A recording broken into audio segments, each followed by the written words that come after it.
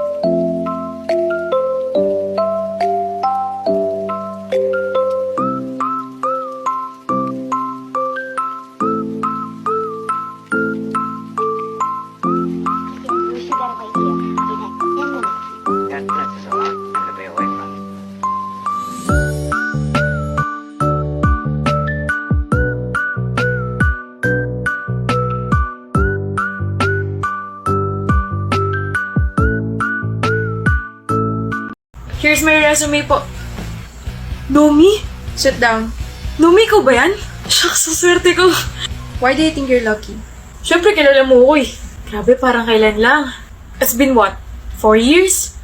It's so nice to see you. Tapos ikaw pa mag-i-interview sa akin. Mr. Fontanilla, tell me about yourself. Kailangan pa ba yun? Kilala mo na ako eh. Tsaka tayo lang naman nandito. We don't have to pretend. You don't need to interview me. What are your weaknesses? Okay, fine. I'm gonna answer your questions para magmukhang professional tayo rito. Pero alam ko tanggap na ako. Weaknesses? Nothing. I have all the qualifications na kailangan ng kumpanya. I am responsible, hardworking, and smart. Why should we hire you? I know I will be the biggest win in this company. And I know I can do a great job. Thank you. We will contact you. Wait. I'm not hired, Nomi? Mr. Fontanilla, we will contact you. Bakit? Alam mo naman matalino tsaka responsable ako. Why am I not hired? Alam ko na. Is this about me rejecting you years ago? Gumaganti ka ba? Excuse me? Umamin ka sa akin dati pero nireject kita sa maraming tao. You even cried and walked out. Then ngayon nagkita tayo. At kaya hindi mo ako tinanggap sa posisyong ina-applyan ko ngayon dahil gumaganti ka. You are including your personal feelings here. You're talking nonsense. Ano? Gusto mo tayo na para hindi ka na dyan nagmumukmok? Na-reject lang kita dati tapos ganito igaganti mo? It's been years. No. Alam mo, I demand na iba na lang mag-i-interview sa akin. Bilis! Walang nag-interview, Mr. Fontanilla, wala ka nang magagawa ron. And I believe na kahit magpumulit ka dyan, the decision will still be the same. Now kindly leave because I still need to interview some applicants. This company needs me. Be professional naman, Nomi. You're the one who's not being professional. You're the one who assumed na kaya ka hindi tanggap dito dahil you rejected me years ago. When in fact, I already moved on. Ikaw na rin ang nagsabi na it's been years. So why should I be bothered? I'm just doing my job here. Hindi eh. Umpisa pa lang, you already lost your chance. You brought your personal feelings by calling my first name and telling me that it's been a long time since we saw each other. Second, your answers are not convincing at all. You didn't give me any specific answers. Nomi. Sa madaling salita, you are not qualified for this position.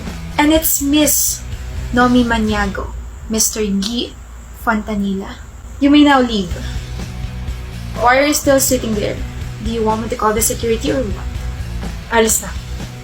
Next, please! Sorry. Alam ko. Alam ang alin. Ha? Alam kong gwapo ako, so please huwag mo na akong titigan.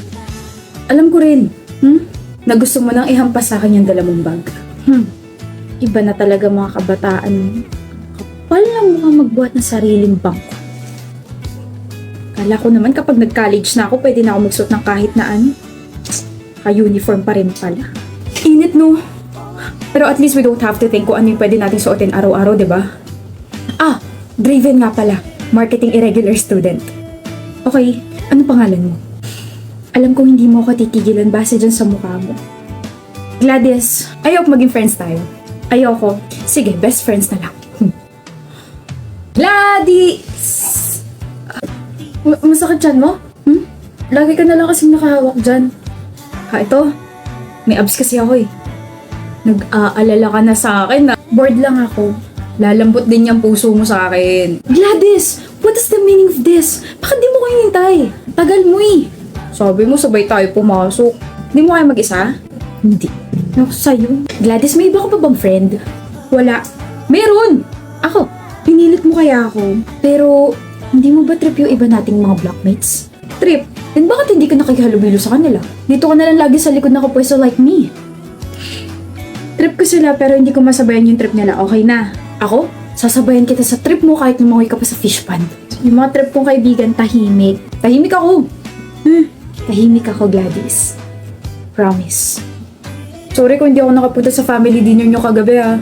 Ayos lang. Hindi kasi ako pwede lumabas eh. Draven, ayos lang. Nga pala, aalis ba kayo sa araw ng mga patay? Kasi kami oo, dadalawin namin yung grandparents namin. Saan nyo dadalawin? Baka mag-cruise yung landas natin. Oh? Sa Manila Memorial Park, sa Columbarium. Doon din kami! Best friend talaga tayo. Psst, doon lang po ako ah. Kang lalayo.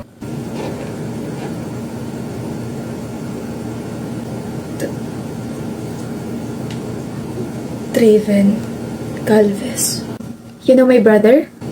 Po? Brother? I'm sorry, I'm just surprised. First time kasi na may ibang tao lumapit sa vault niya. Draven Galvez? Draven Galvez, kilala mo ba siya? He doesn't have any friends, pero based from your reaction, parang kilalang kilala mo siya. Patay na siya. Huli ka na sa balita. Since last year pa, 2 saksak sa tiyan.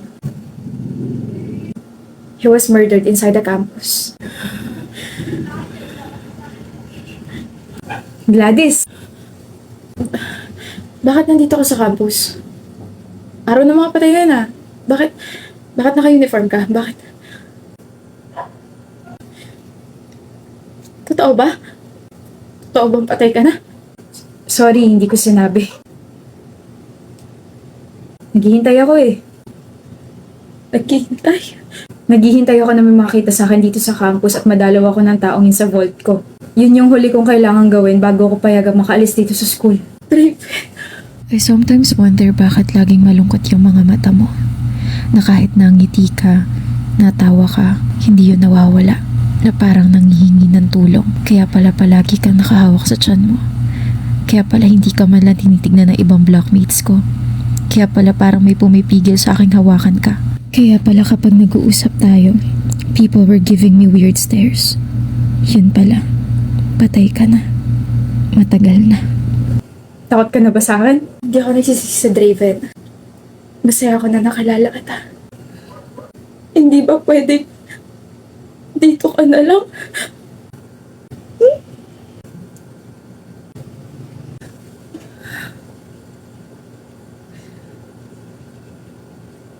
Gusto kong punasan yung luha mo kaso dito ka na lang.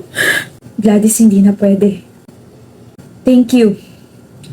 And sorry kung iiwan na kita rito Kailangan ko na magpahinga na tuluyan Bye-bye, Gladys. Salamat sa lahat. And that's it. That's the end of her story. I didn't even get a chance to sabihin I fell in love with him. I fell in love with Draven.